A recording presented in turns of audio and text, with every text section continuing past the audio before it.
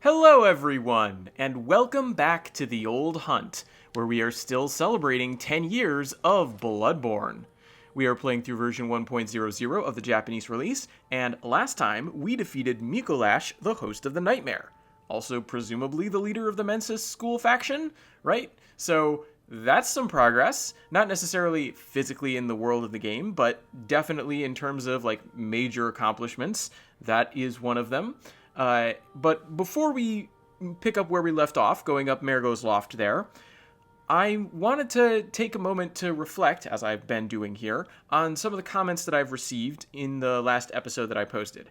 So, first of all, I realized I was very confused at the end of the last episode. I think that was pretty noticeable. I'm not really at a point, even now, even as close as we are to the end of the game, which that's something we're going to come back to, even practically around the corner from the end of the game, we're still missing some crucial information. Some of it we're going to get in this episode, about what may or may not actually be going on with all these different Great Ones and what we're doing with the Night of the Hunt and how all this sort of fits together, right? Because there's a little bit of a mess, of a question mark that I left at the end of the last episode. I've collected my thoughts since from that. I've gotten some feedback from viewers, but it's at a point where in order to really start to untangle things, I need to make reference to evidence we haven't seen yet. So I'm going to hold off on that for a little bit.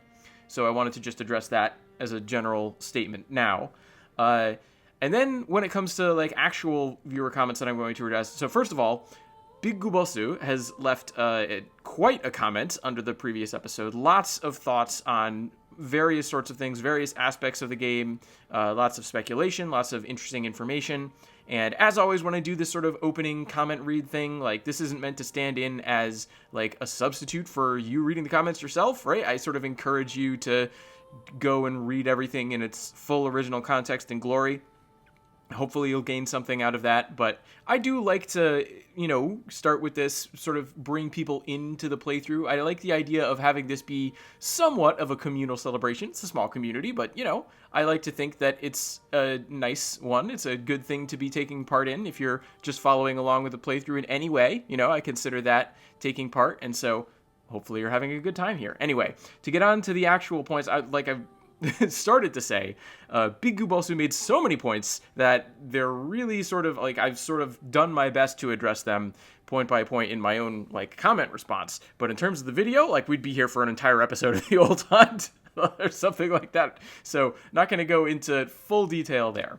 But just to get to some of the highlights, I suppose, that I want to bring up in this particular episode, right here at the start, we have the idea that the Nightmare of Mensis may be a modified version of an existing nightmare. And this gets back to something that I was sort of obliquely getting at when I talked about the enemy distribution, right? I didn't really bring it up at the time in the last episode, but people have argued, and I think it makes a lot of sense, that if you look at the structure of the Nightmare of Mensis, right? Let's actually just go up and take a look at the lamppost here, because you can sort of see, right? We have the Nightmare of Mensis, and then we have the Marigo's loft, and that is, the first one here tells us that we're at the base of it, and then we have Marigo's loft, and the second one here indicates that we're at the midpoint of it. But already, right, we can see a little bit of a distinction from just the blanket Nightmare of Mensis, and then that particular castle, right, that loft, that man-made structure. And if you think about it, the enemies that are outside the loft are very much in line with the enemies that we saw back in the Nightmare Frontier, right? We saw the giant lost children, right? Those big brawny things that throw the rocks. We saw the Loran silver beasts, those sparking sort of werewolf-like things. I think they're actually inspired by a Lovecraft beast, if I remember correctly. They have the parasites that jump out of them in the Nightmare of Mensis. Very annoying to deal with if your main source of damage is Bolt. So anyway, those enemies are there. Spiders, right? If you consider Patches the Spider in the Nightmare Frontier, not the Nightmare of Mensis, right? There's a little bit of continuity there. I mean, the spiders are in the first part of physical structure. I guess it's not technically directly part of Marigo's loft, but it's a physical building type space as opposed to the outside, the rocks and the outcroppings and things. But just those enemies, right? We'd seen them before in the Nightmare Frontier. Then when you got into the loft itself, right, that's where we start to get the weird people who almost look and sound like they're made of metal. And the sort of puppet creatures that are surrounding Mikolash in terms of the boss fight that disappear after you defeat him, that seem like they're tied to him somehow, right? And just a very different set of enemies. And so that's like one piece of information. Also, you just have the landscape, right? The exterior landscape that's more in line, again, with what we'd see in the Nightmare Frontier, as opposed to the physical, almost man-made looking structure, right? It's a nightmare. I don't know how man-made it is or isn't. Probably not very, at least in terms of like physically putting stones together. But still, right? It's a contrast from the sort of natural landscape that you would get in a place like the Nightmare Frontier. Even though the Nightmare Frontier does have the weird structure of the Amygdala's tower and the like gravestones everywhere that are falling over and things, right? So it's not like it's completely natural landscape. But even so, right, there is a little bit of a discontinuity there. And so you can sort of take these ideas and put them together, and you can say, well, maybe, right, there's a distinction that we can make between the nightmare as maybe it was when Mensis found it, right? Because we know they were sort of guided to the nightmare as a result of their use of the Mensis cage, whatever that means. And so maybe they found a nightmare very much like the Nightmare Frontier, and then they sort of were able to alter it to their purposes, right? And you can sort of see how, particularly the way that Mikolash is able to like jump around, right? And then this can get back to the idea of the School of Mensis having those reflecting pools that allowed you to like teleport from one space to another throughout the region of Yahar Ghul, right? It's almost sort of recreated with the idea of those mirrors in the nightmare. Now, it makes more sense for you to be teleporting by like jumping into a mirror in a nightmare realm than it does to touch one of those baths and teleport around in what may or may not be the real world, but presumably like is more strongly tied to the real world than anything else that we've experienced, right? It makes a little bit more sense if we're thinking dream logic, but you can sort of get the idea with these mysterious powers and these like puppet enemies that seem to be directly under Mikolash's control, because again, they're just totally gone after you defeat Mikolash. You no longer have the enemies throughout the boss arena that were there for the boss fight, right? So that seems to imply that the enemies at the very least have something to do with Mensis's interference, right? And that whole sort of like library section of the loft seems like it's very like carefully constructed to be what a place like the School of Mensis would want to like base themselves out of. So I think it's a cool idea, and I think it makes sense, right? I think it all sort of lines up. You get the idea that the Nightmare of Mensis, right? Maybe it was just a nightmare, and then somehow they were able to shape it to the way that they desired. Maybe that has something to do with the weird dual nature of the rituals going on here. Maybe not, right? I was talking when we first got there about the like strange skull, almost rocks that you could see that are like composing the Nightmare Frontier. Maybe that's part of the like alteration construction process out of the like living stuff that is the nightmare. I don't know, but it's interesting as a theory, so I wanted to bring it up. And thanks to Big Gubasu for mentioning that. Big Gubasu also, I just think this is cool, informed me that the Tomb Prospectors, which are a group of dedicated people, players of this game, who, when they found out that there was not an infinite number of randomly generated chalice dungeons, but there were a preset number of, like, it's over 1,000, right? Like, different combinations of the various depths and regions that you can put together for the root chalices. They decided they were going to go and explore every single one of them. And so it was this giant group effort, giant community that formed around exploring all of the chalice dungeons. And they did it. They completed the project. As part of that project, they apparently found those puppet enemies that you find in Mikolash's arena in some of the chalice dungeons, which I think is very cool. Doesn't really invalidate the idea of like their lore in the game itself, because I think part of the idea of the chalice dungeons is that those are places where everything that we're experiencing now, right, has been experienced before. Right? You can find all these variant weapons down there, and particularly in the Japanese, where they don't have the same names attached to them, right? Like, I did an episode of Translation Born that touched on this, right? So in the English version of the game, you have, like, something like Ludwig's Holy Blade, right?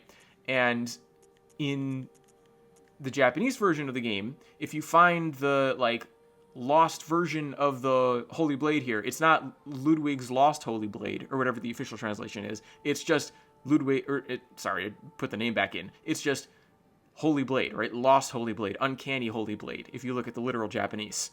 So you have the sort of implication that in our modern, quote-unquote modern timeline here, we have the Holy Blade associated with Ludwig, but back in the Chalices, we got the same sort of Holy Blade thing, but we don't know who it's associated with, right? And that's true of all the named, like, variant weapons in Japanese, is the name gets dropped out of them, which I think is a very cool, like, additional detail. Probably this was something where the Japanese got a little bit more updated than the English did, right? I've floated that theory in Translation Born before. I've floated that theory in this playthrough before, and I think it's pretty likely, right? But because of that, the idea that everything that's happened now in modern Yharnam has happened before, if you can find those puppet enemies in the Chalices, sure, because there's been a figure like Mikolash that's done this before, right? We have this chain of cyclical civilizations that just keeps repeating, apparently, right? That seems to be part of the idea that you're supposed to arrive at by doing the Chalice Dungeon explorations. But I did think it's cool that that enemy has been found in the Chalices, so I wanted to bring that up. Way to go, Tomb Prospectors. That's extremely cool. Anyway, I also wanted to bring up just this idea that Big Gubosu had that maybe, because you have that line from Mikolash, right? Now I'm waking up, I'll forget everything. And my speculation that it might not necessarily be tied specifically to the idea of waking up, right? It might have something to do with the sort of transition between having your being based in a nightmare and your being based in the real world, if you can call it that. And as such, maybe this was Big Gubosa's idea, the transition from one level of reality to another caused Ram to sort of forget everything in the process of that ascension, right? So you have the physical presence of a Great One, but a mind that couldn't survive the transition to the next plane. So maybe that idea of the, like, amnesia across levels of reality explains Ram's vacuity. And I put out other theories that might explain Ram's, less than stellar intellect, apparently, according to the boss name that we get there. But there's another one, and I think, as ever, these are interesting theories to consider. So I wanted to make sure to call that one out. And I believe, one other thing that Big Gubosu brought up is that there's an interesting sort of parallel that you could make, because I was talking about how those puppet enemies, again, that Mikolash is apparently tied to, those puppet enemies are, like, they don't have any blood, right? Because that I called out how there was no rallying happening. I can't talk. I called out how there was no rallying happening in the boss fight when I was fighting the puppets. And I think in part that's like a mechanical concern, right? Because you don't want to have me take damage from, say, Mikolash and then just turn to a puppet that just happens to be there and just start recovering HP with rally because I can, right? So in part, I think that's a mechanical consideration. But I think probably you're supposed to get this idea that there's a story consideration that can go along with it, right? And this, I think, makes a lot of sense. You're supposed to get the idea that, well, they're just puppets, they're just marionettes, they don't have blood, right? Well, what else doesn't have blood? A doll sheds neither blood nor tears, has no emotions, shouldn't have any emotions, right? I talked about that translation of the sort of the doll's tear that you can get. So that, I think, is just an interesting parallel, right? If you think of the doll being this sort of companion figure, inhuman companion figure to Gehrman, and the puppets as inhuman companion figures to Mikolash. And I'm not saying, right, because we have a lot of story and interesting speculation that we can tie up in the doll, that the puppets don't even come close, right? Sure, you can't rally health off of them, but they have nothing like the ability to channel blood echoes. They don't have any distinct personalities, right? They just hover around the boss fight and do sort of what Mikolash wants, right? And so this sort of feeds into the idea that they might have been Mikolash's followers. But it is interesting to think of, right? We have the dream as a sort of nightmare realm, and Gehrman is sort of the chief figure that's been associated with it here. In fact, we have his whole workshop that's the basis of it, like, that we visited right in the abandoned old workshop. That's the origin of the dream here. And the doll, sort of as part of that, right, that's where her story comes in. And then Mikolash has his place in the Nightmare of Mensis, and he seems to be the head of the Mensis sect, right? So he's sort of like the chief human figure there, and he's got his little puppets, which might have been his followers in the past that now just, blindly follow based off of what he wants them to do. So I thought that was an interesting parallel, even if, again, I'm not necessarily saying that the puppets are anywhere near as interesting or, like, developed characters as the doll. Anyway, I think I've made that clear. But now I want to get on just to the idea of Mikolash as a character, because I spent a lot of time in the fight talking about how annoyed I was with the fight, particularly because, I cut it out of the last episode, but I was running around for like 20 minutes beyond what you already saw in that episode, just trying to get an occasional hit here and there off of Mikolash so I could eventually wear down his health bar and defeat him. So I was very annoyed with Mikolash at the time. And Rune Esper, I think, rightly pointed out that, in their case, Mikolash has sort of grown more likable as the boss fight became sort of easier and easier, right? You get to know the route that Mikolash is supposed to go, and so you can more effectively sort of corral him, particularly in 1.09 when this pathing has been fixed. And then there are various things that you can do to sort of cheese the boss fight, make it super easy. One that I found out relatively early on in my history with Bloodborne is that you can poison him without too much difficulty, right? I think 1.00 is harder across the board to poison things, but certainly 1.09, there's a point in the fight in the, after the, chase phase is completed, or before he runs into the room where he, locks himself into a cage match that you can participate in. There's a point where he's just set to run into that hallway. And so if you hit him with a poison knife, he, starts to run to the hallway and then teleports back to the start of the run cycle because you aren't chasing him. And you can just catch him in a loop and hit him with enough poison knives to poison him, get him poisoned, and then his HP will just constantly start depleting, and eventually you'll win the fight. So you never have to deal with the frustration of the final phase there. And yeah, it's cheap. It's a cheesy method of fighting Mikolash. But when you do that, right, when you take the difficulty out of the fight, it sort of gives you space to just appreciate the, weird nature of his character. And I did get at least one other comment, SK Sawu, if that's how you pronounce your name. I don't actually know. Was noting that Mikolash is just their favorite character.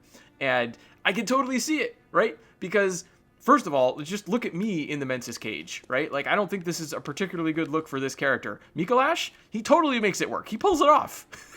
That's something right there. Just visually, he's a striking figure. And he makes this bizarre Mensis cage look work. But beyond that, right, he's sort of the, highest form of a madman, but at the same time, someone who's plugged into the nature of reality, right? Because if we do think of him as the head of the School of Mensis, he has penetrated several aspects of the nature of reality. He's been able to get through Ram's veil of ignorance. He's been able to commune with great ones thanks to this Mensis cage. He's found a nightmare realm to inhabit himself, almost like we're sort of inhabiting this nightmare realm, this dream space of the hunter's dream. They've got the Nightmare of Mensis, and Mikolash is the chief figure there, and he's enacting this ritual that he's been planning for years. He's the reason this game is happening, right? He's the, active conspiratorial guy who went around kidnapping people to put to use in this strange rite that caused the Nightmare of Mensis maybe in the first place, but definitely is calling the Red Moon, right? The madmen toil surreptitiously to summon the moon. He's doing that, right? He's the chief figure in calling the Blood Moon that is caused this Night of the Hunt that we're trying to stop, right? When we're following the note up in that room up there, right, to find the source of the spreading scourge of beasts. Well, it's that Mensis ritual that he's enacting, that he's the chief figure on, when he's calling out, oh, Kaz, or some say Kazum, right? He thinks he's communing with Kaz, or some say Kazum, when he's doing that ritual, but he's definitely broadcasting something that's working, because the moon is coming closer, we're getting the red, the blood moon, and then everyone's going crazy. And for a while, Ram hides that but we're able to expose that as part of our effort to like get at this ritual. So he's like a major figure and has really accomplished a lot as the head of the School of Mensis. And I mean, what's his competition? The choir? The choir are gone. The only surviving member of the choir, maybe, is choir intelligencer Edgar. And, well, I took care of him, so he's not even around anymore. Neither is Mikolash anymore. But, I mean, that's just how it goes when you're up against the Hunter of the Dream. But it's interesting to think, like, what a central figure he is. And how important his, like, first of all, his existence is, right? I was talking about that in the last episode where I was mentioning how, okay, Mikolash is this, like, crucial figure for understanding that you can have the spirit outside of the body because we have the mummy form in the Advent Plaza, but we also have his, like, spirit form running around in the nightmare freely as a sort of living person. And, like, all of his lines are crucially important. There's a whole bunch of, like, cycling dialogue that it's shortened at the start of the fight. Like, I think you could hear my reaction to that. I was thinking that we would get the full extended version of that dialogue at some point, because normally you do in 1.09, right? If you follow the proper pathing sequence, you can leave him alone long enough after he shuts himself in that room with the sort of cage, where he'll go through this whole really fascinating dialogue, if you care about the lore, where he'll talk about like this grand lake of mud hidden now from sight, and the cosmos, and staying up into the wee hours and chatting, and right, and the whole time, right, he's got this manic energy to him, right? So he's almost riding this line that Bloodborne has been talking about almost from the beginning of madness and true knowledge, right?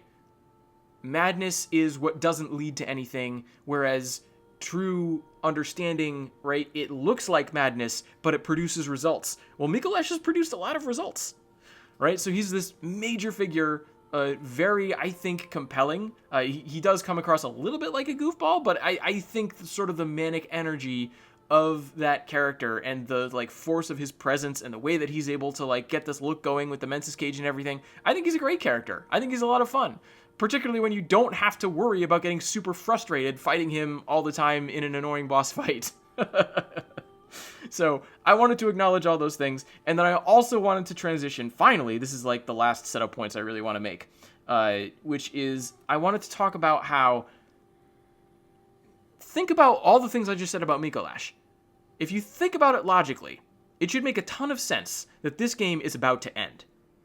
Right, because what's our goal, right? We've been through this logic before. We need to stop the Mensis ritual. We need to stop the crying of the baby, right? So ultimately, right, we defeat Mikolash. The nightmare persists. The ritual is still ongoing because the baby is still crying. That's the key element of the ritual that Mensis is conducting, or was conducting. Now it's just going on its own. And that, while it's the key element of the ritual, like, Mikolash appears to be the architect of it. And so having defeated him, it should make sense that the baby can be found not far off, right? That we're almost at the end of our hunt, right? If you followed through all the logic of how this is supposed to hang together, you should be able to know when you defeat Mikolash that this game is almost over. I do not have that experience almost ever when I play this game. And I think part of that is related to gameplay, right? I think this is just a general observation, right? This is before the DLC exists, right? And the best time to play the DLC is after you defeat Mikolash. So in 1.09, if you have the Old Hunters DLC installed, which you probably should, like, I'm not playing it because it's 1.00 and it didn't exist at the time when the game first came out, but now, the Old Hunters DLC is amazing. And it's a great time to play it because if you don't, right, it feels like the game is just very abruptly finishing, right? It doesn't feel, when you defeat Mikolash, like you're literally about to beat the game. And this is, I was talking about this way back at the very start of the episode. And I think, in part, that's because of the way the story is so obscured. And I think there's more to it than that, right? Because the fact that the DLC helps address this issue shows, I think, that another part of it is just how short the areas get, right? The game time it takes you to get up to Bergenworth is just considerably greater than the game time in Bergenworth is sort of the big key turning point, right? That's when you get the revelation of the Red Moon. And so from that point onwards, the areas get, like, shorter. Well, not necessarily the areas get shorter, right? Because the Yahar Ghul is pretty big. The Nightmare of Mensis is pretty big. But there just aren't that many of them. And the Upper Cathedral Ward is very small.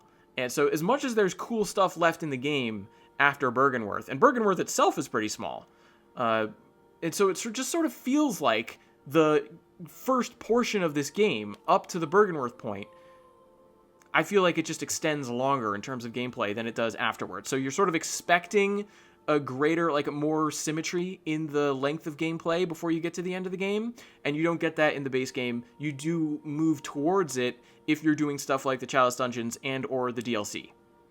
But if you don't, it sort of feels very abrupt. And I think, again, part of that is down to just how much stuff there is to do. But another part of it, I think, really is just the level of which Bloodborne sort of obscures its story. And while I've talked in the past about how it's able to create these amazing moments, these incredible light bulb moments where you suddenly reveal that there's an amygdala at the side of Erden Chapel, and it's just like, whoa, it was there the whole time. And you get all that stuff that I was talking about, right? They sort of give you ahead of time the context that's going to be like, or the things that are going to be better understood with more context. They do that mechanically with things like runes and blood gems and like all those sorts of things. And they also do it in terms of the lore, right? Like even just if you think about the very beginning of the game, right? That most strongly ties in with the information you get way at the very end, right? Seek pale blood to transcend the hunt. When is that relevant? The very end of the game. So, like, all through Bloodborne, I think it achieves these really, really cool things with its storytelling. But one thing that I don't think comes through very clearly is a sense of linear progression. And that's sort of why I, especially in the first part of this playthrough, where I was getting up to the fight with Vicar Amelia, I wanted to keep in mind what our goals were as a hunter, if we consider it, like, from the hunter's point of view, and what we're, like, attempting to accomplish. Because it's a huge web to untangle, really. And you have to be very carefully paying attention. And you have to know, you have to know to talk to people with the incense burning. And you need to be paying attention for the right information in the right items, for the item descriptions. And then you have to incorporate that with the information that you get from the notes that are held up by messengers, which, if you're not playing this game offline, the messenger notes that are important are a lot harder to spot because player messages will be like everywhere, or at least they were in the game's heyday. I don't know what they are now after, more than 10 years, but it makes it that much harder to know which one of those notes are like truly important because they're like developer placed and relevant to the story.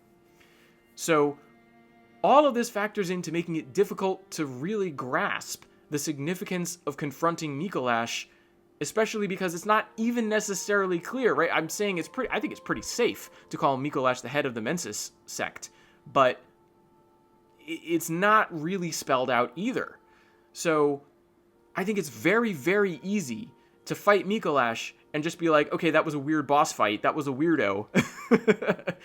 Maybe you found him kind of annoying. Maybe you found him kind of endearing, whatever your reaction was to him. But you don't think in terms of the overall progress that you need to make towards your goal of thwarting the Mensis ritual, that defeating the head of Mensis is towards the very end of that list. And I think, as a result, you wind up with a very abrupt surprise when, very soon after you defeat Mikolash, you're confronted with the end of the game. So, I think, ultimately, like, I'm happy with the accomplishments of the obscured form of storytelling that Bloodborne puts in front of you, but it is one aspect of the game that I think could have been a little bit stronger. And again, this is one of those things where there's a lot of evidence that points to, especially at the last minute, the developers were really trying to get things done in a hurry. And if they had had more time, if they had had the luxury of being able to like take as long as they needed to really make Bloodborne the fully fleshed out experience that it could be, maybe they would have been able to do a little bit better with that. But then, this is the classic truism in art of all kinds, right? Like, it's very, very easy to tell yourself, oh, I just need to work on it a little bit more. Oh, I just need to work on it. It's not quite done yet, right? Having those hard deadlines at the same time as they can be constricting, they can also be a powerful way of actually forcing you to get stuff done. So, classic, trade-off when it comes to artistic projects, of which I would definitely include something like Bloodborne. Anyway, I've been talking, I've just been talking here in the tree for half an hour. There's stuff I wanted to do. Okay. I'm loath to just waste more time, but I don't see this really as a waste. Maybe that's not the right way to look at it. I'm loath to not be running around in the world because I do want to accomplish something with all of this here. But there is one more costume change that I want to get to. And before we change costumes, we have to understand the lore behind it. So this is an enemy that, like, this is a look that's associated with an enemy that you can fight in the Chalice dungeons. And I've had the insight for it saved up for a while. I bought it from the insight shop a little ways back, and now I finally want to change into it here. This is sort of an outfit worn by the Keeper of the Old Lords. The enemy, it shows up as a boss and also a wandering enemy in the Chalice dungeons, and it's called the Bone Ash set. So I want to take some time to go through it. Well, hopefully not too much time. Hopefully go through it pretty quickly and then get to actually making a little bit of progress for this episode. All right, here we go.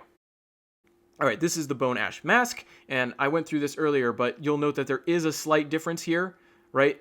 That final section is different on the mask as opposed to every other piece of attire.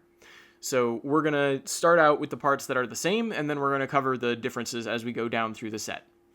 Right. All of these things are, like, bone ash is pretty literal, actually, right? The first kanji means bone, the second kanji means ash. So there you go. And then no of, and then kamen is mask, right? So you might think that the headpiece would focus on the hat. No, it's focused on the mask. Maybe I'll get a better look at that when I'm out of this particular screen and I'm actually wearing the thing. Anyway, then we have, the bone ash armor, the bone ash gauntlets, and the bone ash greaves, I think was the term I was thinking, right? It's leg armor, right? So it's notably a set of armor, sort of like the Canehurst armor that we were looking at before. Except it has a mask up as its, like, headpiece. Anyway, as we get to the actual description here, bone ash mask of the oldest keepers. And I say keepers because that's what the official translation goes with, and I like it. But, like, literally, bannin is like a watchman or a guard, right? And so who are they watching or guarding? The Old Lords, right? Keeper of the Old Lords is the boss name. So there you have it. These are the oldest of those guardians, and this is their bone ash mask. All right, that's the first line, very straightforward. Let's move on to the central section here. The keepers, or guards if you prefer, who protect the sleep of the great ones, that's the subject, right? That whole, like, thing ends in the particle wa, which indicates the subject, and it's modifying, like, bannin tachi, right? So guardians plural, or guardian plural, guardians. And then all the rest of the phrase modifies guardians. So, again, the keepers who protect the sleep of the great ones are said to have their forms and souls burned in hellfire and have gained eternal life as ash. Now, it's possible, right, because the final section there, toyu, is said, right, like that indicates the hearsay. It's possible that isn't modifying the first section and it's only modifying the second, right? So the other way that we could parse this is the keepers who are protecting the sleep of the great ones have their forms and souls burned in hellfire and are said to have gained eternal life as ash, right? So that's the other way that we could parse it. I don't think that's the most important distinction that we could make, right? I think one way or the other, right? There's an element of speculation, an element of hearsay, right? There does seem to be this idea of passing through flame, and I don't think it's literal hellfire. I think it's just this idea of intense flame, or maybe some other type of special flame. It's just that that term in Japanese, right? If you look it up in a Japanese to English dictionary, you'll get the idea of hellfire. I'm not sure how much that concept really applies to Bloodborne, because of all the afterlives we've seen, we've not really seen any that involve hellfire. And we're talking about people who are guardians of the Great Ones, yes, but they're guardians in the Tomb of the Gods, which doesn't seem to be a hell. So I do think, right, even though we get that idea of hellfire, I think it's appropriate to sort of switch that away to just a different idea of something to do with flame. And anyway, those are the first two sections there, viewed as a whole, are going to be consistent across all of these pieces of armor. Right? So now we get to the part on the mask that is distinct. The sharply pointed big hat is the symbol of the oldest guardians or keepers, and is thought to be evidence that they are sinners of some sort. Right? So maybe this is where we can come back to the idea of that hellfire, right? Maybe if we're not necessarily thinking of it literally as hellfire, we're thinking of it as an intense flame, maybe a special flame that has to do with the fact that they're associated with committing sins, right? These people are some sort of sinners, so they are passed through fire to gain a form of immortality, guarding the Great Ones in the Tomb of the Gods. And they are the oldest, right? They're the ones that have hung around the longest, and they have, presumably, eternal life. It's said. Who knows? Maybe they don't. Maybe they just live for a really long time as Ash. I don't know. But that, right, could be the link there, right? The idea that these are sinners, and then the passing through fire is linked to some sort of atonement, right? Maybe that's what's going on with that particular Japanese term. Anyway, interesting to think about. And it's also interesting to think about the hat as the symbol, right? Because I was saying at the start that this is like the title of the item is related to the mask, but then the final section that's unique to it calls out the hat. So there you go. Anyway, let's move on to the other missing piece of information here that has to do with just the rest of these pieces. Okay, so this sort of continues on from the previous line, so I'm just going to do the last portion of the second section here, right? It's said that they've gained eternal life as Ash. Therefore, that armor, or maybe their armor, if we're talking about the keepers as the subject from the previous line. So, therefore, their armor is even now nothing more than white, sinewy, brittle bone char. But, even so, it remains, I'm guessing because we were talking about the armor, it remains as holy mystery of an arcane lost art that we do not understand. Right? So there's this strange lost art that we can't comprehend, probably associated with that hellfire for the penitent that grants them this life, that despite its apparently fragile construction, means that it's preserved even now. I think that's the idea, right? So we have this armor that should be brittle and weak, but is actually just constantly persisting. And it's got something to do with this weird ceremony involving an unusual type of flame that was ascribed to these sinners who now act as keepers, the oldest keepers, in fact, of the Great Ones, the Old Lords. So there you have it. I think that's a very interesting armor set, right? Just sort of somewhat orthogonal to everything we've been talking about in the episode so far. It's more to do with the Chalice explorations, but I did want to make sure to cover it because it's interesting and I think important. So now we can finally put this on. And are we done with armor sets? We might be done with armor sets. There might be another one that I'm forgetting, but I think we might actually be done with armor sets now that I put this on. And I don't know if I'm going to finish the game in this. As you'll see, it looks cool, but it also looks pretty weird. Where are the leg pieces? The leg armor. Here they are. Right? And this is, right, it was talking about the mask. You can sort of see it's got the, many different eyes up there. I think it's, is that, 8 eyes or something? I don't know, I can't count. But it's a very interesting look, right? And I think it's going to be fun to run around in for a while. I'm not sure, like I said, if I necessarily want to finish the playthrough in this. Maybe, if you have an idea for a particular setup that you want me to be sporting as I get to the very end of the game, let me know. And then, okay, I did want to also change out my rune setup because I'm going to want some frenzy resistance. So whichever one of these things grants me less HP. This one. Yeah, this one. Okay, this one can get switched out for that deep sea rune that helps me resist frenzy. There we go. Because we're going somewhere where that's going to be very relevant. But in order to get there, we have to pick up where we left off. So I'll see you soon.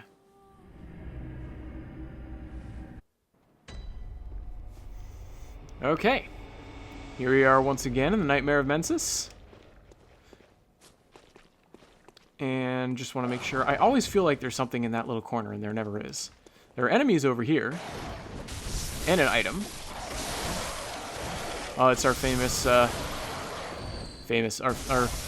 old favorites, the Chimeras. They're back. Ooh, 2 more bloodstone chunks. If I happen to be able to upgrade another weapon, that would be great, because the rifle spear really didn't pan out. Alright, now, if we're interested in progress, we go that way. And it's really not far, right? We're literally almost around the corner from the end of the game. It's over there. But we're not going over there right now. We're going to go to another place. Let's see, this is... Okay, it's early for this.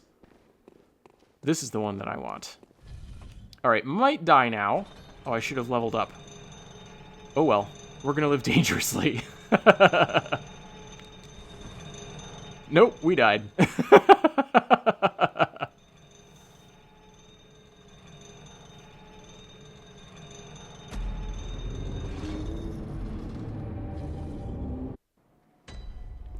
I guess the upside is that it's very easy to retry because we hardly went anywhere. And I think the blood echoes, yeah, they should be right here. So we can get them back without danger. It's a very nice feature of the Soulsborne games. Very often, if you run off a ledge to fall to your death, the blood echoes will be left right by that ledge. As opposed to, you know, way down at the bottom, where they might potentially be impossible to retrieve. So, it's a good thing. Anyway, as you saw, the goal, perhaps easier said than done, is because this door on this cage will never properly close. This is an elevator that, you know, FromSoft loves its secretive elevators. You can go into that thing right there. Oh no, I fell again! You can go into that little doorway and find a secret path. This might be easier to do if I'm using the elevator from the other direction. Or possibly, I've tried to roll both of those attempts. Maybe I should just try to run? I don't know. Oh, the elevator's still here this time. That's even nicer. Alright, let's try again real quick.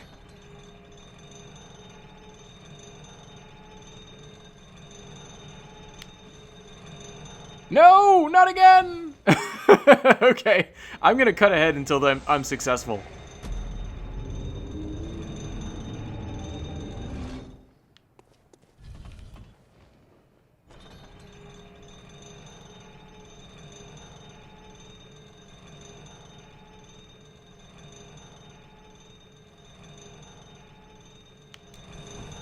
Ah, there we go. Okay, the trick was I had to take it all the way down and then come back up, and it was easier to make that roll. Also, I've equipped some sedatives in the interim here, because, again, we're going to be dealing with things that cause frenzy. So we got to be ready for that. Meanwhile, I'll just pick up that inflicted organ. Okay. And here these screaming statues are going to be our best friends for a little bit.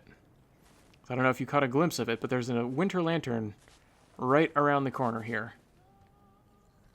You can hear the song now. Most terrifying enemy in Bloodborne right there.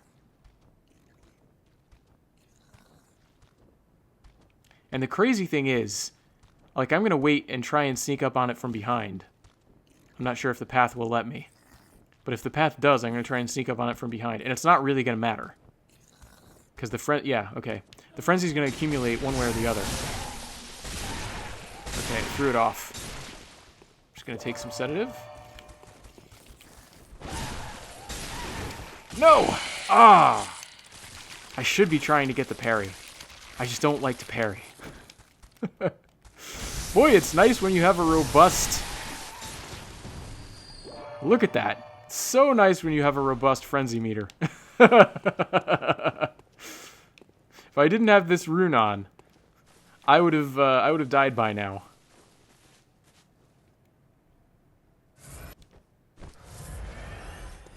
All right, I don't think there are a lot of items. I saw the one that is over in that other place there, but yeah, here we go. You can see, this is a fun detail, right? You can see the spears that we know are the result of frenzy from when they form on us when we're taking frenzy damage on this corpse here. It's not going to be the only one where we see that, but it's a very cool detail. You know how some of these people died. Okay. I think it's a little bit safer to go around this direction, yeah, because the wall's right here.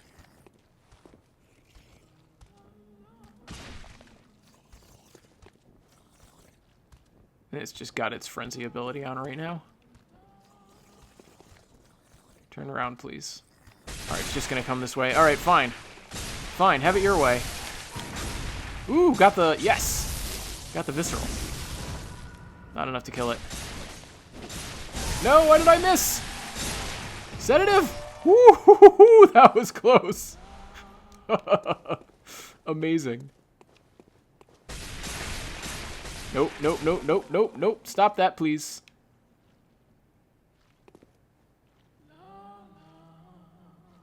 Is it just gonna stand there? That's very annoying. Uh-huh. Should I use another sedative? I mean, I've got plenty. No! Ah! I should have pressed the gun instead of pressing dodge.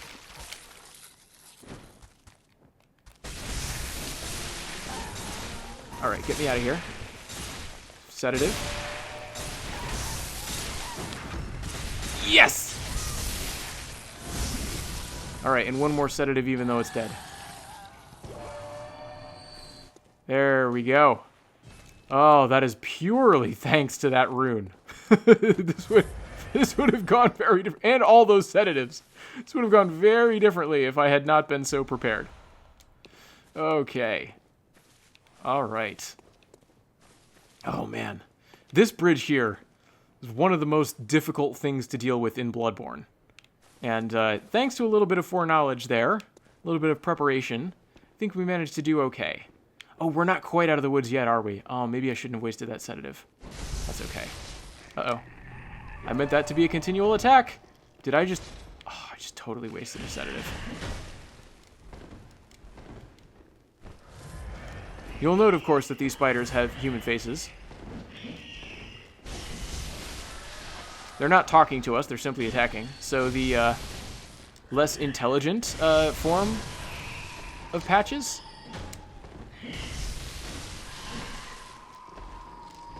Uh-oh. Alright, thankfully, even though that was a lot of quick hits that I couldn't rally back, the hits were so minor, it didn't particularly matter. Alright, 3 sedatives is probably going to be enough. Is that an item out there? Or am I just seeing things? No, there's something out there. Oh, it's the quicksilver bullets I can't pick up, right? I just want to make sure of that. Yeah, okay. It's the quicksilver bullets I can't pick up. Fair enough. Okay, now we need to, what, fall down through a hole in the floor? Something like that. It's one of these rooms where you have to do that. This whole passage through the Nightmare of Mensis is very tense. Oh, this is the most important part, though. I have the order memorized wrong. Okay, this is where you fall through the hole in the floor. Okay, so that's good. Just love that you can see out through here.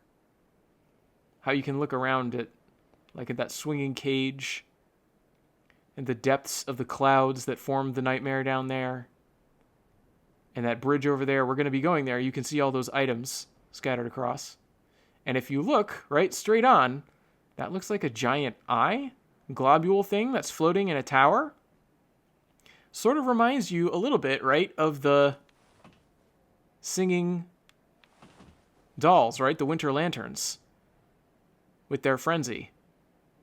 And if you think about it, right, giant thing in a tower that might be associated with things that cause frenzy. Yeah, this is, in fact, that thing that when we first came to the Nightmare of Mensis, I don't know if you can necessarily see how it all works out from here, but this thing right here, that's the cause of the constant frenzy buildup that destroys you if you're not careful when you first enter the Nightmare of Mensis. And we're going to pull this lever, and something about it's going to change.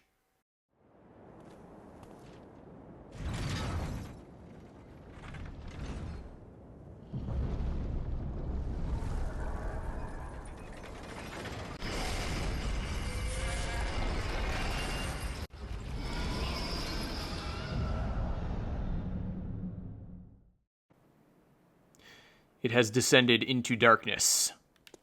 We've sent it down. We're going to go check up on it.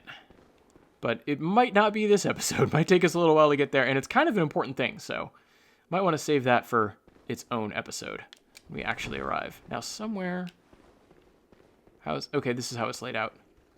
That frenzy can build up across the way, I think. There are enemies over here that don't seem to have noticed me, so that's good. I want to be careful, because I have to run across... It's very thin beam. Is that gonna trigger? Yes, it is. That's not what I wanted to have happen. It's not what I wanted to see. How about if I wait here? Now that I only have 3 sedatives, I want to be a little bit more patient. Look at what a different game Bloodborne turns into when you have to deal with this enemy. Isn't it cool? Right, like the enemies themselves are frustrating and difficult to deal with.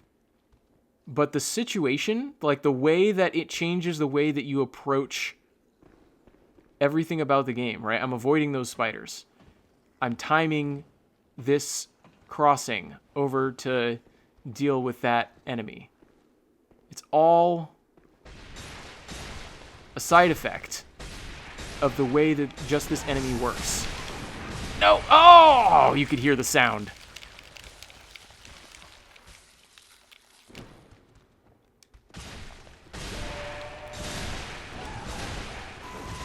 Good. Alright, next. No! You die! I don't frenzy! Yes! Oh, that's so hard. That's such a challenge. Oh, incredible. Oh, I have died so many times to that enemy in that setup just trying to get that item. I can't even use that item. I can't play online. Oh boy. I mean, maybe there's a slight use for it offline. The main use for it is when you're cooperating with someone and the game makes it harder to heal. And so that's an item that gives you an alternative means of healing for when you're in co-op. We'll maybe read the description at some point. Alright, now I can deal with these spiders without having to fear any sort of frenzy damage. There we go. And I don't think there's anything... no, that's the Quicksilver bullets. I'm not going to be fooled again. Yeah, I don't think there's anything else across the way now except that enemies drop there. So I can come back. Where does this... How does this go? Oh, right. Right. Okay, and I was talking about how I wanted to deal with this in the next episode. We were on that bridge that you could see from that place we were before. Is that the lever right up there? That might be that little bit of yellow, right? That might be the lever right up there that we pulled. And then this here, definitely this is the central tower where the frenzy thing was being kept. Anyway, we're going to wait until next time, I think, to cross this particular bridge. We'll get to it next time. But for now, I'm going to thank you all for joining me. I hope you've had a good time. I know it was a lot of like lore speculation and follow-up at the beginning and sort of story analysis and that sort of thing, not necessarily a whole bunch of forward progress through the game. And even now, I think sort of the most exciting aspect of the thing that I've just done, we're saving until later, but you know, we're still making some progress, which is my bar for any given episode of The Old Hunt. As much as I love talking about the game and its lore and all the different aspects of it, just want to keep making just a little bit of progress every time, and we'll get there in the end. Anyway, as always, if you have any further comments that you want to share, if you think I missed anything, if you have just feedback for me on these episodes, anything like that, feel free to let me know. As always, of course, the most important thing to me is that you're following along, you're having fun, you're joining in on the celebration, 10 years of Bloodborne. Anyway, I'm going to leave you with that thought. I'm going to call an end to my hunt for the evening. But as always, I wish all of you good hunting. Oh, it worked. Good hunting, everyone.